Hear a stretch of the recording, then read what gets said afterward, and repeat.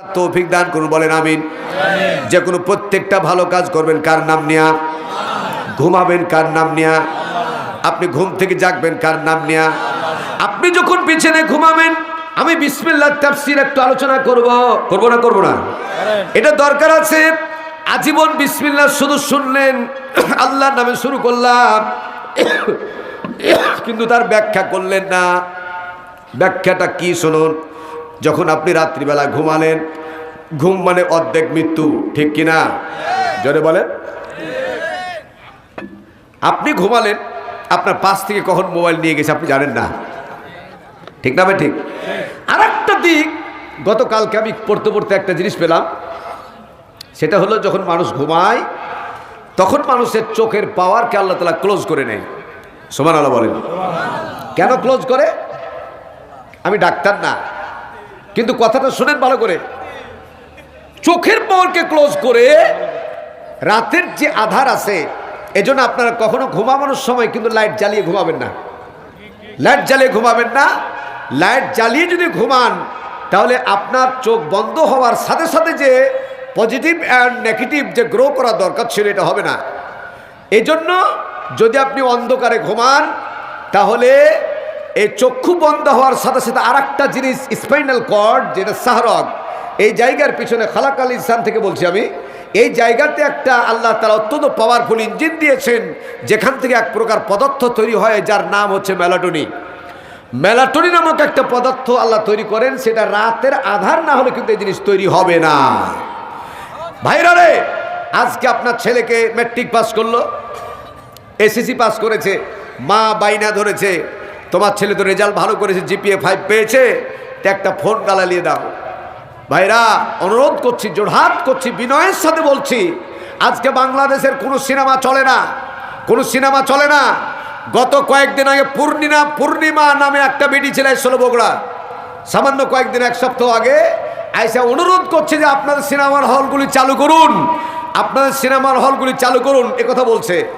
কিন্তু তুমি যত চিৎকার করো, ইহুদি চক্রান্ত, প্রত্যেকটা মানুষের সবচেয়ে বড় সম্পদের নাম হচ্ছে ঈমান, ঠিক না ঠিক? ঈমান নামীয় সম্পদকে নষ্ট করার জন্য ইহুদি চক্রান্ত। সিনেমার হলে যাওয়ার কোনো দরকার নাই। প্রত্যেকটা যুবকের সম্পদ, ঈমান নামীয় সম্পদকে ধ্বংস করার জন্য পকেটে পকেটে সিনেমার হল ঢুকে দিয়েছে। সিনেমার হলে দেখবেন 3 ঘন্টা, কিন্তু এত নিকৃষ্ট, এত ন্যাকেড জিনিস আপনি দেখতে পারবেন না। কিন্তু আপনি টেলিভিশন কি বলে একটা মোবাইল কিনে দিলেন ছেলেকে, আপনি ভাবলেন আমার ছেলে ভোর রাত পর্যন্ত পড়ে ঠিকই, বই পড়ে না, অন্য পড়া পড়ে, ঠিক না ঠিক? কিছুদিন পরে দেখবেন ছেলের চোখ, গলা এগুলো ভরে গেছে, এই চোখগুলি বসে গেছে, পাতলা খিনখিনা হয়ে যাচ্ছে, মেজাজ ঠনঠন করছে, কথা শুনতে চায় না, ইরতি দিতে। এই তুমি এত কথা বলছো কেন? কি ভেবেছি? না না, চা না, পানির বোতল আছে। আস্তে করো। এটার একমাত্র কারণ, বিনয়ের সাথে বলছি, যদি আপনারা কোনো ছেলেকে ম্যাট্রিক ইন্টারমিডিয়েট পাস করার পরে বড় আইফোন যদি হাতে দেন, আল্লাহর কসম 80% থেকে 85% দুনিয়াতে তাকে জাহান্নামের আগুনে আপনি ফেলে দিয়েছেন, তার চরিত্র নষ্ট হয়ে যাবে, ঠিক না ঠিক? এই জন্য যদি একান্ত দেওয়া লাগে, আপনাকে কন্ট্রোলার হতে হবে, বাপ মাকে কন্ট্রোলার হতে হবে। আমি তো বসে আছি, কি পড়ছো, কি দেখছো দেখো, আবার ঘুমিয়েবা, সময় মতো অফ করে দাও, কিন্তু এটা তো ক্ষমতা আপনার নাই। অশিক্ষিত বাপ মা কিছু বোঝেও না, কেনে দিয়ে দিয়েছে। যা হোক, আমি বলছিলাম যে যখন আপনি বিছানায় ঘুমাবেন, এই ঘুমটা কত বড় নিয়ামত, আল্লাহ ছাড়া কেউ জানে না, ঠিক কিনা? আমার ভাইয়েরা, ঘুম থেকে যখন আপনি জাগলেন, আল্লাহ তাআলা দয়া করে চোখটাতে যদি আবার পাওয়ার দিয়ে দেন, সকাল যদি হয়, আপনি জাগতে যদি পারেন তাহলে সকাল, আর যদি স্থায়ীভাবে চোখ বন্ধ করে দেয় তাহলে পরকাল। 1 সেকেন্ডের নাই ভরসা, শূন্য হাতে সবই ছাড়ি, ও মনরে যাইবি আপন বাড়ি, ও মনরে হইলে সমন জারি। যদি বলেন ঠিক কিনা? আসল বাড়ি কোনটা? কবর। আসল বাড়ি এই কবরে যাওয়া দরকার লাগবে না? লাগবে না? আবার বলি আমি, যখন আল্লাহ পাকের খানা আপনাকে দিলেন, এই খানার মালিককে? জোরে বলেন না, খাবারের মালিককে? ইকোটা দাও, তেলাওয়াতের সময় ইকো দিবা। ওয়ামা মিন দাব্বাতিন ফিল আরদি ইল্লা আলাল্লাহি রিজকুহা।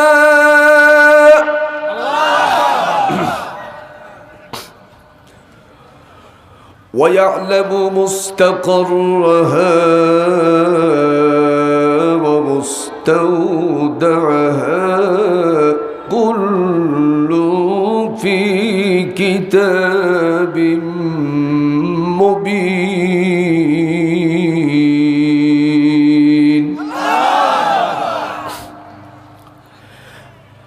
আল্লাহ তাআলা ঘোষণা করলেন, জমিনের উপরে যতগুলি জান্ডা প্রাণী আছে, জমিনের তলদেশে যতগুলি জান্ডা প্রাণী আছে, সমস্ত জান্ডা প্রাণী রিজিকের দায়িত্ব কার হাতে? সবার খাবার কিন্তু একরকম না, আলাদা আলাদা খাবার, ঠিক কিনা? ফরেস্ট এলাকায় যত প্রাণী আছে খাবার আলাদা, ঠিক কিনা? আন্ডারগ্রাউন্ড সমুদ্রের তলদেশে যতগুলি প্রাণী আছে, নীলতিমি হাঙ্গর থেকে শুরু করে যার নাম জানা নাই, এত বড় বড় প্রাণী আছে যাদের 24 ঘন্টায় খাবার হলো 4 টন খাবার খাবে। আল্লাহু আকবার বলেন। তাদের কোনো গোলা নাই, খাদ্যের ভান্ডার জমা নাই, অথচ আল্লাহ পাক বললেন, খালি পেটে আমি সকালবেলা ওই মাছকে, 3 মাছকে বের করে দিলাম, সন্ধ্যা লাগার আগ দিয়া 4 টন খাবার খায়া যিনি বাসাতে ফেরত দিলেন, চিৎকার মেরে বলেন তিনি কে? এই জন্য যখন আপনি খানা খাবেন, কার নাম নিয়ে খানা খাবেন? আমার ভাইয়েরা, আল্লাহর নাম নিয়ে খানা খাবেন। আল্লাহর নাম না নিলেও পেট ভরবে, কিন্তু নবীজি বলেছেন দম গুজিদা হয়ে যাবে, আলসার হবে, ক্যান্সার হবে, টিউমার হবে। 19টা রোগের নাম আছে বিসমিল্লাহ না নিলে। আমার ভাইয়েরা, আল্লাহর নবীর জবান দিয়ে কখনো মিথ্যে কথা বের হয় নাই, চিৎকার মেরে বলেন ঠিক কিনা? এই বিসমিল্লাহর এত বরকত। আল্লাহ নবী হঠাৎ করে এশা নামাজ পড়ে পড়ে বিছানায় ঘুমাচ্ছেন, ঘুমন্ত অবস্থায় পুরোপুরি ঘুম আসে নাই, হঠাৎ করে কে যেন নক করলো। একটি মাসলা জেনে নিন, গভীর রজনীতে কেউ যদি মাত্র একবার নক করে, বুঝবেন জিন শয়তান। কি বুঝবেন? জিন শয়তান একের অধিকবার নক করে না, কিন্তু মানুষ ডাকাত হোক, চোর হোক, ভালো হোক, মন্দ হোক, একাধিকবার নক করলো। আল্লাহ নবী তৎক্ষণাৎ দরজা খুললেন। দরজা খুলে দেখলেন একজন হিষ্টপুষ্ট যুবক দাঁড়ায়া। নবী জিজ্ঞেস করছেন, মা ইসমুকা, তোমার নাম কি? আগত ব্যক্তি বললেন, ইসমে জুনাইদ, আমার নাম হলো জুনাইদ, আনা ইয়াহুদি, আমি একজন ইহুদি। নবী জিজ্ঞেস করছে, আইনা তাজহাব, কই যাইবা? কোথা থেকে আসছো, কোথায় যাইবা? ওই যুবক বলতেছি, হে নেতা, রাস্তা ভুল করে আপনার দরবারে এসে পড়েছি। নবীজি একটু হাসলেন, মুচকি হেসে বললেন, যুবক, রাস্তা ভুল করো নাই, এটাই হলো তোমার আসল সঠিক রাস্তা। ঠিক না ঠিক? আল্লাহ নবী তাকে বাড়িতে নিলেন। বাড়িতে নেওয়ার পরে নিজে এক মশক পানি দিলেন। নেতারা, রসুল ছিলেন পৃথিবীর প্রেসিডেন্ট নেতা, নিজেই এক বত্তর পানি, এক মশক পানি দিলেন। ইহুদি হাত পা পরিষ্কার করে ধুয়ে নবীজির বিছানে যখন উঠে গেলেন, আল্লাহ নবী তাকে শোয়ার পারমিশন দিলেন, কিন্তু এত সুঘ্রাণ ছিল। ইহুদি বলতেছে, হে নেতা, এই সুঘ্রাণটা কোন সুঘ্রাণ, আমি একটু দেখতে চাই। আল্লাহ নবী বললেন, আজকে তো কোনো এক্সট্রা সুঘ্রাণ আমি ব্যবহার করি নাই। আল্লাহ নবী যখন কিছু কারণে বিছান থেকে উঠেছেন, আল্লাহ রসুলের তাকানের দিকে, রসুলের ঘাড় বেয়ে 2 দিক দিয়ে হালকা একটু ঘাম পড়েছিল। ওই ঘামটা বিছানায় পড়ে একটু হালকা ভিজা ছিল। ইহুদি জুনায়েদ ভিজা ভিজা জায়গাটা, ঘামের জায়গাটা নিয়ে যেমন ঘ্রাণ নিয়েছে, ওই সুঘ্রাণ তখন তৎক্ষণাৎ পেয়ে গেছে। আমার ভাইরা, আমার বাবা যা তাফসিরে কাবিরের মধ্যে এসেছে, তাফসিরে খাজিমের মধ্যে এসেছে, গোটা পৃথিবীতে আল্লাহ রসুলের ঘামের চাইতে শ্রেষ্ঠ এত সুগন্ধি পৃথিবীতে আর নাই। জোরে বলুন সুবহানাল্লাহ। ইহুদি যখন ঘুমিয়ে গেলেন, ঘুমিয়ে যাবেন, ইতিবছরে নবীজি তার দিকে তাকালেন, চোখটা বসে আছে, ক্ষুধার্ত মনে হয়। নবী তো এক্সেপশনাল ব্যাপার। এই পৃথিবীতে আপনি যদি ক্ষুধার্ত থাকেন, আপনার চেহারা দেখলেই বুঝতে পারে একমাত্র কে। থ্যাংক ইউ, আরো জোরে বলেন জাযাকাল্লাহ, হাইয়াকাল্লাহ, বারাকাল্লাহ। আহা, একমাত্র মা ছাড়া কেউ বুঝতে পারে না যে ক্ষুধা না। ঠিক কথা বলে ঠিক কিনা? আমার ভাইয়েরা, আল্লাহ নবী তৎক্ষণাৎ নিজেই এক মশক দুধ দোহান করলেন, আর এক মশক দুধ দোহান করে ইহুদির হাতে দিলেন। ইহুদি পান করে ফেললো। বাই রুটেশন 6 বর্তন 6 মশক দুধ দিলেন, পান করে ফেললো। আল্লাহ নবী মধ্যখানে একটা প্রোটেকশন দিয়া, আপনারা খবরদার, যদি ছেলে হোক মেয়ে বা আপনার আপনজন যে হোক না কেন, ভাই হোক, যদি আপনারা ম্যাচুরিটি 2টা পুরুষ যদি আপনি একত্রিত ঘুমান, নবী বলছে অবশ্যই মধ্যখানে একটা প্রোটেকশন দেওয়া লাগবে, মাঝখানে একটা কিছু দেওয়া লাগবে। কি আমি বুঝাতে পেরেছি? আল্লাহ নবী একটি কিছু দিলেন, বালিশও হতে পারে, অন্য জিনিস হতে পারে। নবীজি ঘুমালেন, আল্লাহ রাব্বুল আলামিন সঙ্গে সঙ্গে ঘোষণা করে দিলেন সময় মতো। যারা পারবেন একবার পড়েন, ইয়া আইয়ুহাল মুযাম্মিলু কুমিল লাইলা ইল্লা কালিলা নিসফাহু আও ইনকুস মিনহু কালিলা আও জিদ আলাইহি ওয়া রাত্তিলিল কুরআনা তারতিলা। হে কম্বল আচ্ছাদনকারী নবী, উঠুন। নিসফাহু, অর্ধেক পার হয়ে গেছে রাত্রির, আর ঘুমাবেন না। আউসিদ আলাইহি ওয়া রাত্তিলিল কুরআনা তারতিলা, মসজিদে চলে যান। 4খানা কিতাবে দেখেছি আমি, আউসিদ আলাইহি ওয়া রাত্তিলিল কুরআনা তারতিলা। তারতিলা সে কোরআন পড়তে বলা হয় নাই, তাহাজ্জুদের নামাজের ইঙ্গিত করা আছে। কারণ নামাজ পড়তে গেলেও কোরআন লাগে কি লাগে না? কোরআন ছাড়া কি নামাজ হবে? কোরআন দিয়ে নবীজি তাহাজ্জুদ শুরু করলেন। 1 রাকাত হয়েছে, কয় রাকাত? কোন বর্ণনায় 3 রাকাত। আল্লাহ নবী নামাজে দাঁড়ায়া পিছন দিক থেকে হঠাৎ করে পায়চারি করে ঘুরে বেড়ায়। আল্লাহ নবীকে এত পাওয়ার আল্লাহ দান করেছিলেন, রসুল সামনের দিকে যেমন দেখতে পান, আল্লাহ নবী কোন বর্ণনায় পিছনেও তেমন দেখতে পান। চিৎকার মেরে বলেন সুবহানাল্লাহ। অনেকের মধ্যে প্রশ্ন এসে গেছে, তাহলে রসুলের পেছনে চোখ ছিল নাকি? না, চোখ ছিল না, কিন্তু কি ছিল? স্পাইনাল কর্ড, শাহরগের 4 আঙ্গুল নিচে আল্লাহ তাআলা নবুয়তের একটা সিল মোহর দিয়েছিলেন পিঠের উপরে। আল্লাহু আকবার বলেন।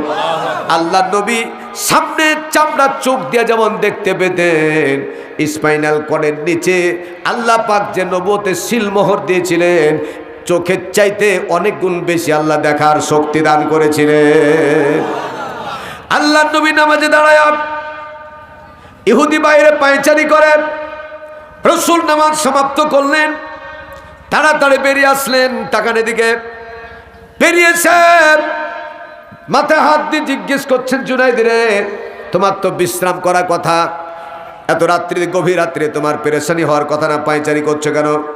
কি হয়েছে তোমার? জুনাইদ তৎক্ষণাৎ বলল, হে নেতা, আমি আপনার কাছে ক্ষমা চাওয়ার জন্য দাঁড়িয়ে আছি। কেন ক্ষমা চাইবা? না তো এত সুগন্ধি বিছানে হঠাৎ করে মনের অজান্তে পেশাব পায়খানা দিয়ে নষ্ট করে ফেলেছি, আপনার কাছে আমি একটু ক্ষমা চাওয়ার জন্য দাঁড়িয়ে আছি।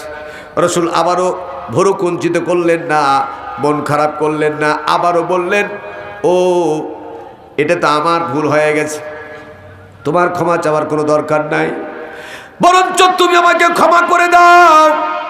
যখন তোমার পেশাব হয়ে গেল, মানুষ তুমি হতেই পারে, পেশাব পায়খানা যখন হয়ে গেছে, সময় মতো তোমাকে যদি বিছানের কিছু পরিবর্তন করে দিতে পারতাম, তাহলে তোমার ঘুমের ব্যাঘাত ঘটতো না, আরামের বিশ্রামের ব্যাঘাত ঘটতো না।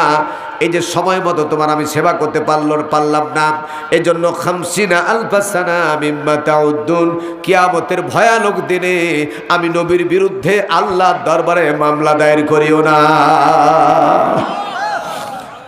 জুনায়েদ আর ধৈর্য ধরতে পারলেন না, চিৎকার করে বলা শুরু করলেন, একজন সাধারণ মানুষের মুখে এরকম মায়াবী কথা, সুন্দর কথা কখনো হতে পারে না। আপনি যে বিশ্বনবী তাতে আমার কোনো আর বুঝতে বাকি রইল না। আর একটা মুহূর্ত দেরি করা যাবে না। এই মুহূর্তে আপনি কালেমা পড়ে আপনি আমাকে মুসলমান বানায় দেন। রাসূল তৎক্ষণাৎ বললেন, বলো আশহাদু আল্লা ইলাহা ইল্লাল্লাহু ওয়া আশহাদু আন্না মুহাম্মাদান আবদুহু ওয়া রাসূলুহু। আল্লাহর নবীর হাতে হাত মিলায়া রাত্রিবেলা যখন তিনি মুসলমান হয়ে গেলেন, আল্লাহ নবী তার নাম রাখলেন আব্দুল্লাহ। কি নাম রাখলেন? একটু জোরে বলেন না, কি নাম রাখলেন?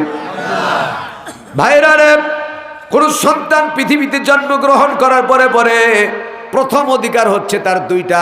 এক নম্বর হচ্ছে একটা অর্থবহ নাম। অর্থবহ নাম বলতে কোরআনে আছে বলে আপনি রাখতে পারবেন না। যারা ভালো আলেম, যারা তাহকিক করতে পারে, যারা তারকিব করতে পারে, অর্থ ভাঙতে পারে, তাদেরকে দিয়ে নাম রাখবেন। কারণ কোরআনে অনেকের নাম আছে অন্যের, যেমন তাব্বাত ইয়াদা আবি লাহাব, আবি, এই জন্য আবু লাহাবের নাম কি আপনি রাখবেন? কথা বলবেন না, রাখা যাবে না। এই জন্য আপনারা ভালো আলেমের কাছে জেনে অর্থ ভালো এরকম একটা নাম রাখবেন। এক নাম্বার অধিকার। দুই নাম্বার অধিকার হচ্ছে বাচ্চা পৃথিবীতে আসার পরে সালাসুনা শাহরা, পেট থেকে শুরু করে 24 মাস এদিকে দিয়া মোট 30 মাস, 30 মাস দুধ পান করার অধিকার একমাত্র আল্লাহ পাক করে দিয়েছেন, ঠিক কিনা? অনেক মা সন্তানের দুধ পান করায় না, অনেক মা ইচ্ছাকৃত সিজার করে, কবিরা গুনাহ। অনেক মা ইচ্ছাকৃত বাচ্চাকে দুধ পান করায় না। এটা কিয়ামতের ময়দানে আপনি ধরা খাবেন। কারণ আপনার দুধ খাওয়ার জন্য এই বাচ্চা পৃথিবীতে আসার পরে পরে এটা শুধু খাবার না, এটা প্রোটেকশন এবং মারাত্মক রোগের প্রতিষেধক হিসেবে আল্লাহ মায়ের বুকে 6 মাস আগে দুধ আল্লাহ রেডি করে রেখেছিলেন, ঠিক না বেঠিক? আমার ভাইয়েরা, ভালো নাম রাখা দরকার। নবীজি তার নাম রাখলেন আব্দুল্লাহ। কি নাম রাখলেন? আব্দুল্লাহ। তৎক্ষণাৎ বললে, ইয়া রাসূলুল্লাহ, আপনি আর দেরি করিয়েন না, আপনি মেহেরবানি করে আপনি আমার বাড়িতে যাওয়ার অনুমতি দেন। এই শান্তি ধর্ম আমার পরিবারের অংশগুলাকে নিয়ে আসবো, কালমা পড়ে মুসলমান বানায় দেব। আল্লাহ নবী এবং আব্দুল্লাহর মাঝে কথা চলতেছিল। সঙ্গে সঙ্গে হযরত বেলাল রাদিয়াল্লাহু তাআলা ঘোষণা করলেন, হাইয়া আলাস সালাহ।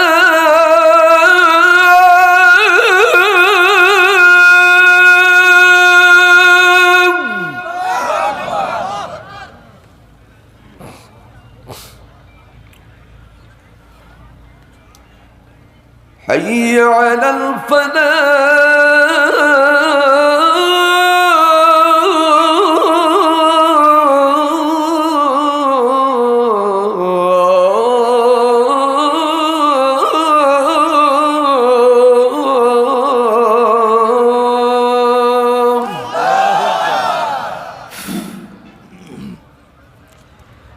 হাইয়া আলাস সালাহ এর অর্থ হচ্ছে নামাজের দিকে, নামাজের দিকে। অনেকে পণ্ডিতি করে, নামাজে পড়ে কি লাভ আছে, কে বড় লোক হয়েছে, হাসতে হাসতে কবিরা গুনাহ করে, ঠিক কিনা? এই জন্য পরবর্তী শব্দ হচ্ছে হাইয়া আলাল ফালাহ, কল্যাণের দিকে আসো। যত কল্যাণ সব আল্লাহ নামাজের মধ্যে নিয়ত রেখেছেন, ঠিক কিনা? আপনাদের জ্ঞাতার্থে বলি, প্লিজ ডোন্ট মাইন্ড। 1995 সালের 8ই রমজান, 1995 সালের 8ই রমজান 777 জন আমরা ক্যান্ডিডেট ছিলাম অল বাংলাদেশ। সেই সময় কিন্তু বাংলাদেশ বেতারে আমার এই তারিখে আমার চান্স হয়েছিল। সেখান থেকে আমার আজান প্রচার এখনও হয়। গত মাসের 17 তারিখে, অর্থাৎ ডিসেম্বরের 17 তারিখে আমার রেকর্ড দিছে। গত মাসের 17 তারিখে আমার বাংলাদেশ বেতার ক্ষয় রেকর্ড দিছে। আপনারা জোহর, আসর এবং এশা এটা কিন্তু এখন অন করলেই আমার রেকর্ড আপনারা শুনতে পাবেন, ইনশা আল্লাহ, ইনশা আল্লাহ। এই যে দেখেন কি কাম হয়েছে।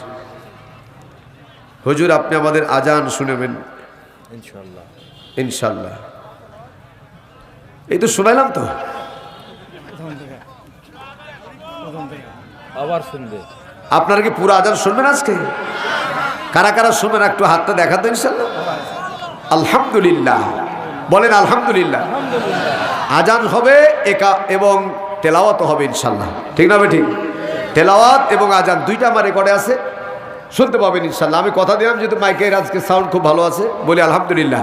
আলহামদুলিল্লাহ। আপনাদের ধৈর্যচ্যুতি ঘটাবো না, তবে আলোচনাগুলি শোনা দরকার আছে না নাই? আমার ভাইয়েরা, আল্লাহর নবী তৎক্ষণাৎ বললেন, আব্দুল্লাহ রে, যে আল্লাহর প্রতিমান তুমি আনলে, ওই আল্লাহর পক্ষ থেকে হাইয়া আলাস সালাহ, নামাজের দিকে আসো। এটা একটা মানুষ ডাকে, কিন্তু বলেন তো হুকুমটা কার? জোরে বলেন। ইয়া আইয়ুহাল্লাযীনা আমানু ইযা নুদিয়া লিস-সালাতি মিন ইয়াউমিল জুমআহ ফাসআউ ইলা যিকরিল্লাহি ওয়া যারুল বাই'a যালিকুম খায়রুল লাকুম ইন কুনতুম তা'লামুন। ঠান্ডাটা ফেলে এটা দিবা, এটা ঠান্ডার উপরে দিছো কেন তুমি? হ্যালো আমার ভাইয়ের, আল্লাহ বলছেন, হে ইমানদার লোকেরা, ইজানু দিয়ালিস সালাহ, নামাজের জন্য যখন তোমাদেরকে ডাকানো হয়, ফাসআউ ইলা যিকরিল্লাহি ওয়া দারুল বায়া, তখন তোমাদের ব্যবসা বাণিজ্য, চাকরি বাকরি, যে পেশায় কাজ করো না কেন, কিছুক্ষণের জন্য কাজটা বন্ধ করে দিয়া নামাজে চলে আসো। এ হুকুমটা কার? কথা বলেন না, যে হুকুমটা কার? আল্লাহর নবী বললেন, আব্দুল্লাহ রে, কিছুক্ষণ পূর্বে যে আল্লাহর প্রতি তুমি ঈমান এনেছ, ওই আল্লাহ তাআলা এখন ডাক দিয়েছে, নামাজে আসো। আব্দুল্লাহ বলতেছে, ইয়া রাসূলুল্লাহ, নামাজ পড়ার সিস্টেম আমার জানা নাই। কিয়ামতের ময়দানে, ভালো করে শুনেন একটা মাসলা, কিয়ামতের ময়দানে আমি নামাজ পড়তে জানতাম না, কোরআন পড়তে জানতাম না, এ কথা বলে আপনি মাপ পাবেন না। তার দলিল দেখেন। আব্দুল্লাহ বলল, ইয়া রাসূলুল্লাহ, আমি তো নতুন মানুষ, নামাজ পড়ার সিস্টেম জানি না। আল্লাহ পাক জিব্রাইলকে দিয়ে বলে দিলেন, জিব্রাইলকে জানায় দাও, ওয়ারকাউ মা'আর রাকিঈন। জানি না বলে ক্ষমা পাওয়া যাবে না। ওয়ারকাউ, তাদের সাথে গিয়ে রুকু করো, মা'আর রাকিঈন, যারা রুকু করে। সুবহানাল্লাহ বলবেন না? যারা রুকু করে তাদের সাথে গিয়ে রুকু করো। ওয়াসজুদু ওয়াবুদু রাব্বাকুম, যারা সেজদা করে তাদের সাথে গিয়ে আল্লাহকে সেজদা করো। সুবহানাল্লাহ। এটা হলো কোরআনের ভাষা। কার ভাষা? কোরআনের ভাষা। আর হাদিসের ভাষা শুনুন। হাদিসের ভাষা হচ্ছে বুখারী শরীফ সরাফাতুল বারী 749 নাম্বার হাদিস। ভালো করে দেখেন। আল্লাহ রাসূল বলছেন, জানি না বলে লাভ হবে না। কোনো ব্যক্তি যদি তিনটি শব্দ জানে, কয়টা? কথা বলেন। একটা হলো সুবহানাল্লাহ, আলহামদুলিল্লাহ, আল্লাহু আকবার, আর কিছুই জানেন না। এই তিনটি শব্দ যে ব্যক্তি জানে, সে ব্যক্তি নামাজে দাঁড়িয়ে তিনটা শব্দ যদি বলে, পুরো নামাজ হয়ে যাবে। ইসলাম কত সহজ করেছেন আমার আল্লাহ। আর আমাদের মতো বক্তারা, আমাদের মতো আলেম ওলামার কারণে আজকে সাধারণ মানুষেরা চরম বিভ্রান্তিতে পড়ে গেছে। ঠিক না? ঠিক। কারণ আপনি ইসলাম কত সহজ দেখেন। বাবে কিতাবুস সালাহ, মিসকাতুল মাসাবি 674, 75, 77, 78 হাদিস। মিসকাতুল মাসাবি ভালো করে তাকান। একজন ব্যক্তি মাঠে গেছেন। মাঠে যাওয়ার পরে এমন একটা ঝড়ো হাওয়া আসলো যে তার পুরো শরীরের অঙ্গ প্রত্যঙ্গর কাপড় চোপড় উড়িয়ে নিয়ে গেল। একটা সুতাও নাই, কিন্তু আজান হয়ে গেছে। এখন কি মাসালা? মাসালা হচ্ছে, কাপড় থাকলে যে নামাজ হতো, একটা সুতাও নাই, কোনো সমস্যা নাই, আজান হলো, ন্যাংটা করে নামাজ পড়ে নামাজ হয়ে যাবে। তাও সুবহানাল্লাহ বলবেন না? 2 নম্বর হাদিস। 2 নম্বর, যে তুমি ঘুমিয়েছো, মনের অজান্তে পেশাব পায়খানা হয়ে গেছে, কাপড় ধোয়ার মতো কোনো জায়গা নাই, পানি নাই, রসুল বলছে ওই অবস্থাতে নামাজ হয়ে যাবে। 3 নম্বর, তুমি ঘুমিয়েছো, এখন যে কোনো কারণে তোমার, এখন যা হোক স্বল্পতে বুঝবেন, তোমার উপরে গোসল ফরজ। কি ফরজ? আমি কি বুঝাতে পেরেছি? তোমার প্রতি এখন গোসল ফরজ, কিন্তু পানিও নাই, গোসল করার মতো সুযোগ নাই। রসুল বলছেন নাপাক অবস্থাতেই তোমার নামাজ হয়ে যাবে। ওয়াক্তের ভিতরে সময়ের মধ্যে যদি পানি পাও, তাহলে তুমি গোসল করে নামাজটা পুনরায় আদায় করে নিও। কিন্তু যদি পানি পাওয়া না যায়, তাহলে এই নামাজ আর দোহরাতে হবে না। এই নামাজ কবুল হয়ে যাবে আল্লাহ দরবারে। তাও সুবহানাল্লাহ বলবো না? তাহলে ইসলাম কি সহজ না কঠিন? চরম সহজ, আমরা কঠিন বানাই দিয়েছি, ঠিক না বেঠিক? আমার ভাইয়েরা, আল্লাহ রাব্বুল আলামিন সঙ্গে সঙ্গে জানিয়ে দিলেন, আল্লাহ পাকের পক্ষ থেকে আজান হয়ে গেল। হযরত বেলাল রাদিয়াল্লাহু তাআলা আজান দিলেন, আব্দুল্লাহকে সাথে করে নবীজি নামাজ আদায় করলেন ফজরের জামাত। আর ফজরের জামাতে নামাজ আদায় করার পরে যখন বেরিয়ে আসলেন, বেরিয়ে আসার পরে বলছেন, ইয়া রাসূলুল্লাহ, আপনার চাইতে বড় নেতা পৃথিবীতে আর আমার নাই, আপনি আমাকে এই মুহূর্তে একটু ছাড় দেন, আমি একটু বাড়িতে যাব, বাড়িতে গিয়া আমার পরিবারকে আপনার দরবারে নিয়ে আসবো, আপনি একটু ছাড় দেন। আল্লাহ নবী বললেন, এখন তো তুমি আমার মুসলমান ভাই, অন্তত প্রত্যুষে সকালবেলা তোমাকে কিছু না খাওয়ায়া যেতে দিতে পারি? যেতে দিতে পারি? খাবার বলতে কোনো জিনিস নাই, একটি মাত্র জিনিস, ছাগলের দুধ। ওই ছাগলের দুধ দোহান করে আব্দুল্লাহর হাতে উঠায় দিলেন। আব্দুল্লাহ যখন পান করতে গেল, তাকানের দিকে আব্দুল্লাহ পান করতে যাচ্ছে, রাসূল হাত ধরে নিলেন, বাধা দিলেন, দাঁড়াও, আজানের কিছুক্ষণ পূর্বে যে আল্লাহর প্রতিমান এনেছ, ওই আল্লাহর নাম না নিয়ে পান করা যাবে? খাবারও যাবে? আব্দুল্লাহ বলতেছে, ইয়া রাসূলুল্লাহ, আল্লাহর নাম কেমনে নেওয়া হয় আমার তো জানা নাই। আল্লাহর নবী বললেন, শোনো, আমি যা বলছি তুমি শোনো। আব্দুল্লাহ কান খুলে শুনতে শুরু করলেন। আল্লাহ নবী তৎক্ষণাৎ বললেন, বিসমিল্লাহির রাহমানির রাহিম। পড়েন সবাই একবার, বিসমিল্লাহির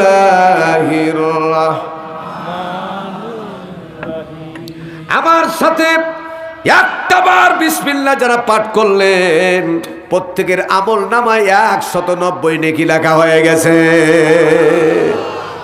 জোরে বলেন সুবহানাল্লাহ। বিসমিল্লাহ। আল্লাহ রাসূল বললেন, তুমি কি শুনেছো?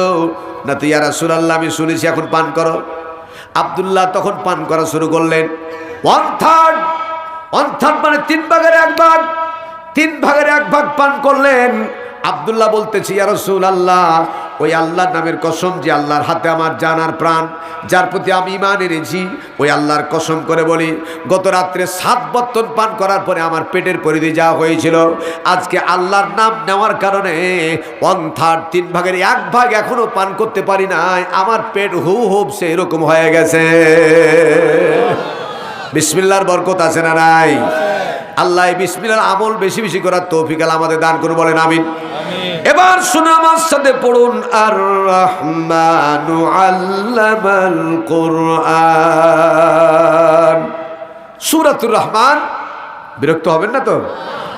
এই সূরাটি যদিও লেখা আছে মাদানী সূরা। কি সূরা?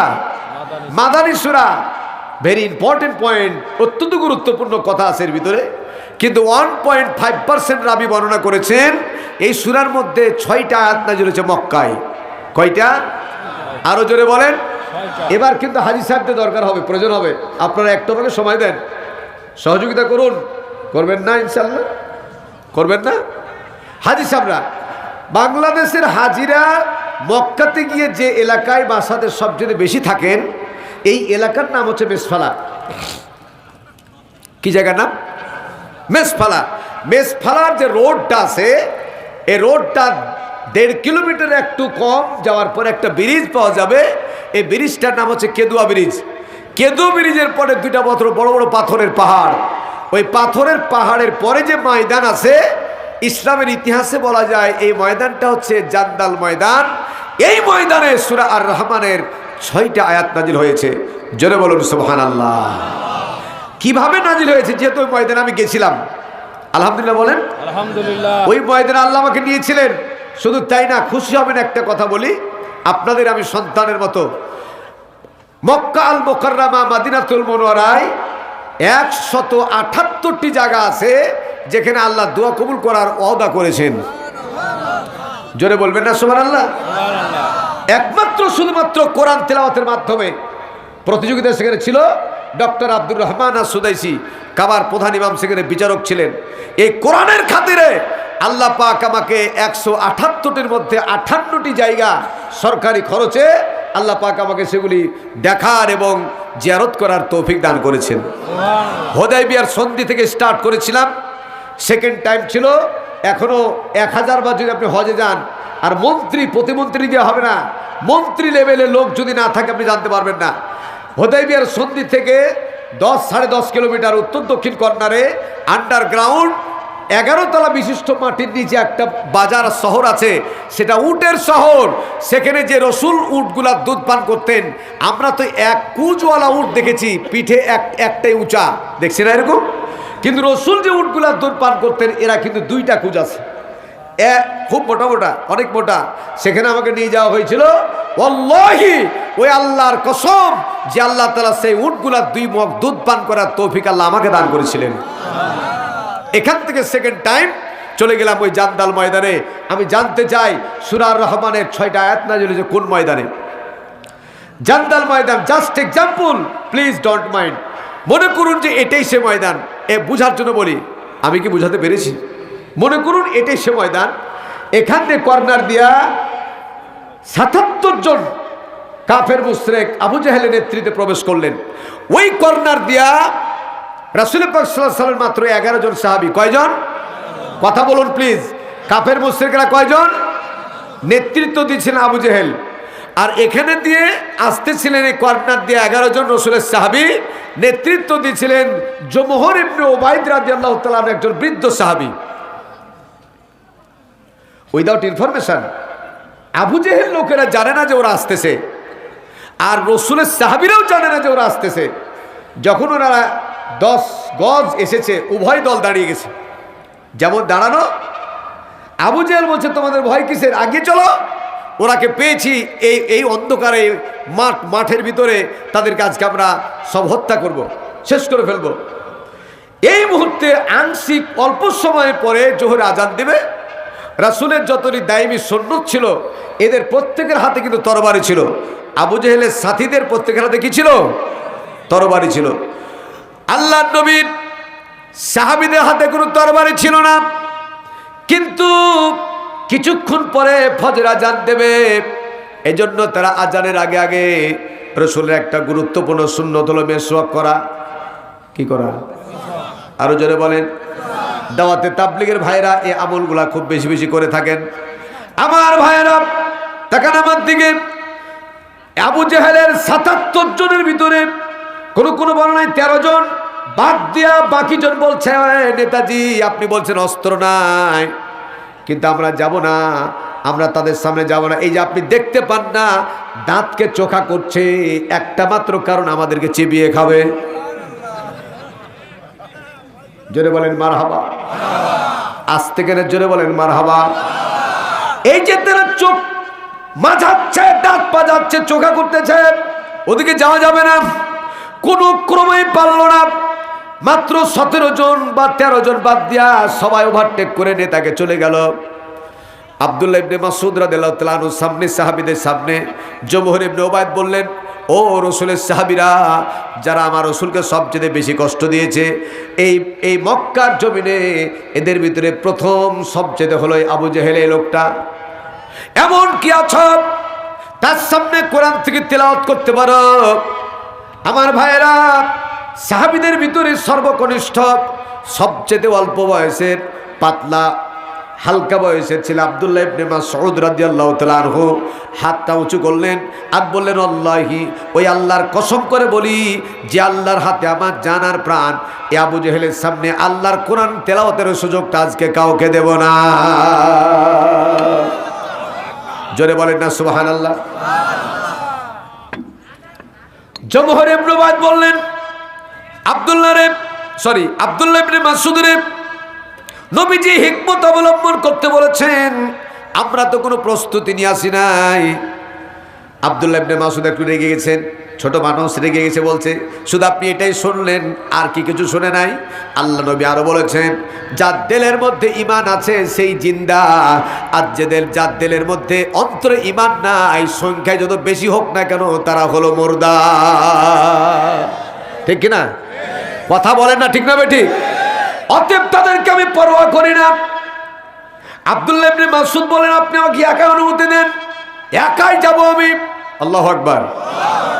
শেষ পর্যন্ত সুন্নতের খাতিরে আরেকজনকে দিতে চাইলেন। আব্দুল্লাহ ইবনে মাসউদ বলেন নিতে পারি, তবে যে ব্যক্তি একটা বদনা অজুর পানি সহ চাটতে পারে না। তাকান এদিকে, একজন ব্যক্তি অজুর পানি বদনা পুরোপুরি ভর্তি করে দিলে চাটতে পারে না, এতটুকু শক্তি যার নাই তাকে আমি সাথে নেব। ওইরকম একজন বৃদ্ধকে সাথে দিলেন, আর আব্দুল্লাহ ইবনে মাসউদ আগাতে শুরু করলেন।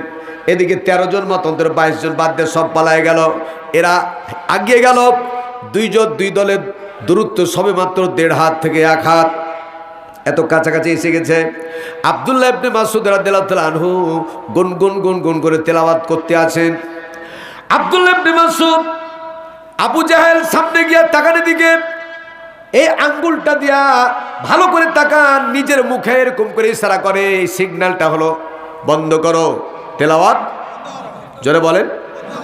আবু জেহেলের কাজই হচ্ছে তেলাওয়াত বন্ধ করা, ঠিক কিনা? তেলাওয়াত বন্ধ করো। কারণ আবুল হেকাম বুদ্ধির পিতা ছিলেন, কোরআন না মানার কারণে হয়ে গেল আবু জেহেল মূর্খের পিতা।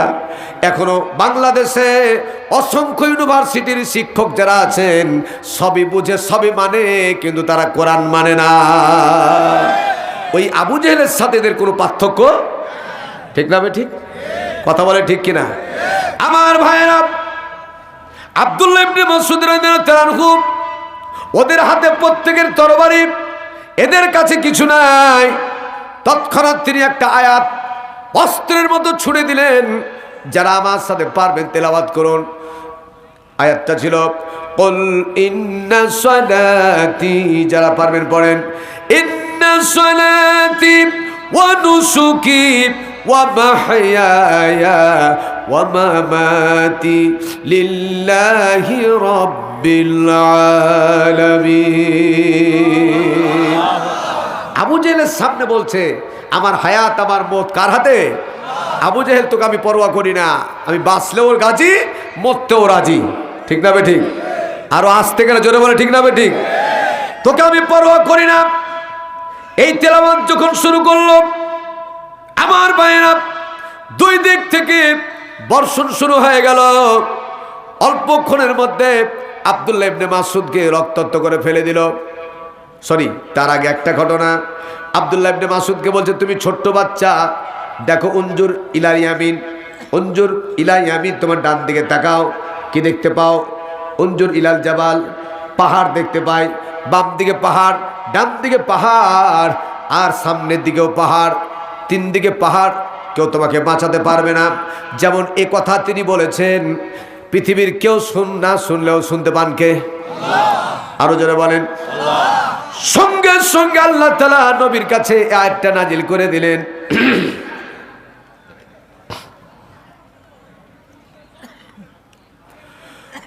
রব্বুল মাশরিকাইনি ওয়া রব্বুল মাগরিবাইন,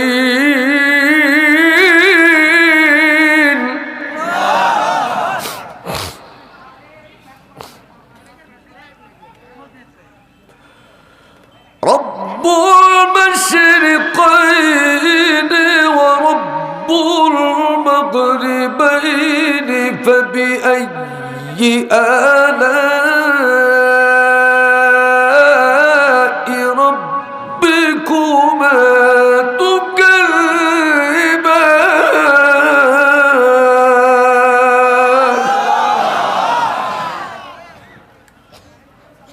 নবীজি আপনি ইনফরমেশন করে দেন, তাড়াতাড়ি আবু জেহেলের কাছে পৌঁছায় দেন। শুধু ডান দিকে পাহাড় আর বাম দিকে মাশরিক থেকে মাগরিব পর্যন্ত, শিমাল থেকে জুনুব পর্যন্ত আমি আল্লাহর কন্ট্রোলে, ঠিক কিনা? তাবারাকাল্লাযী বিয়াদিহিল মুলক, অতীব বরকতময় সে আল্লাহ, আকাশ আর জমিনের একচ্ছত্র মালিকানা যার হাতের মুঠের ভিতরে, ঠিক না ঠিক? এই আয়াত যখন শুনে নিল, সঙ্গে সঙ্গে আবু জেহেল পাল্টে দিল, ঠিক আছে এদিকে তাকাও, এদিকে তাকাও, এদিকে তোমার সাহিব আসতেছে তুমি বলতেছো, কিন্তু পিছনের দিকে তাকাও, বিরাট সমুদ্র, এদিকে নিদর্শন বা এদিকে সাহায্যের মতো কিছু নাই। সঙ্গে সঙ্গে আল্লাহ তাআলা তার পরবর্তী শোনায় দিলেন, মারাজাল বাহরাইনি ইয়ালতাকিয়ানি বাইনাহুমা বারযাখুল লা ইয়াবগিয়ান ফাবি আইয়ি আলা'i রাব্বিকুমা তুকাল্লিবান। ও চক্ষুষ্মান ব্যক্তিরা, তোমরা কি দেখো না? নিদর্শন কি তোমরা দেখো না? এই সমুদ্র এ হলো সেই সমুদ্র যার একদিকের পানি হলো লোনা নুনতা, আর একদিকের পানি হলো মিষ্টি। নুনতা এলাকার পানিগুলা মিষ্টি এলাকায় যদি চলে যায়, মিষ্টি পানিগুলা নুনতা এলাকায় যদি চলে আসে, সুনামির টানে, স্রোতের টানে, এরকম করে ওই পানিগুলি যদি মিষ্টি এলাকার দিকে চলে আসে, মিষ্টি পানির ক্ষমতা নাই নুনতা পানিগুলাকে মিষ্টি বানায় দেওয়া, আর নুনতা পানির ক্ষমতা নাই মিষ্টি বানা, মিষ্টি পানির ক্ষমতা নাই লোনা বানায় দেওয়া। তার মানে এই সমুদ্রের পানিতেও হুকুম মানে কার? এই জবাব দেওয়া হয়ে গেল। তার মানে থেকে প্রতীয়মান হয়ে গেল আল্লাহ নবী এবার ওই মুহূর্তে তৎক্ষণাৎ তাকে অত্যাচার শুরু করলো, রক্তাক্ত করে ফেলে দিল জমিনে। তারা মনে করলো জৌনহর নামে একজন ব্যক্তি, আমার ভাইরা, আবু জেহেলের একান্ত পিএস। ওই ব্যক্তি বলতে, জুনহুর নামে একজন ব্যক্তি বলতেছে, নেতাজি, ম্যাটার অফ প্রেস্টিজ, আপনার নেতৃত্বে এরকম একজন ছোট্ট বাচ্চাকে আপনি উপস্থিতি হত্যা করলেন, গোটা পৃথিবী পর্যন্ত ছড়িয়ে যাবে। আপনি একজন পুরুষ না, আপনি একজন কাপুরুষ। তাড়াতাড়ি সরে যান, তাড়াতাড়ি পালিয়ে যান। চলে গেল। আল্লাহ যদি কাউরে বাঁচায়, পৃথিবীর কোনো শক্তি তাকে মারতে পারে না। ঠিক না বে ঠিক? ভাইরা আমার, ওরা চট করে চলে যাওয়ার পরে ওই সাহাবীদের ভিতর থেকে 3 জন দৌড়ে আসলেন। তারা নিশ্চিত, ওভার কনফার্ম, আব্দুল্লাহ ইবনে মাসউদ শাহাদাত বরণ করেছেন। রক্তাক্ত অবস্থায় আব্দুল্লাহ ইবনে মাসউদকে নিরাপদ জায়গায় নিয়ে গেলেন। নিরাপদ জায়গায় নিয়ে পাহাড়ের পাদদেশে শোয়া দিয়া সেবা শুশ্রূষা শুরু করলেন, এবং যে সকলে মিলে 2 রাকাত নফল নামাজ আদায় করলেন। আমার ভাইরা, জুমহুর ইবনে উবাইদ রাদিয়াল্লাহু তাআলা দোয়া করলেন। তাফসিরে কুরতুবির মধ্যে দোয়াটা এসেছে এইভাবে, আল্লাহ, এই মৃত্যুর ঘটনা, শাহাদাতের ঘটনা রাসূল শুনলে কষ্ট পেয়ে যাবে। আমরা যে দায়িত্ব নিয়ে রাসূল আমাদেরকে পাঠিয়েছেন, রব্বুল আলামিন তোমার দরবারে ফরিয়াদ, আব্দুল্লাহ ইবনে মাসউদকে আল্লাহ তুমি সুস্থ করে দাও।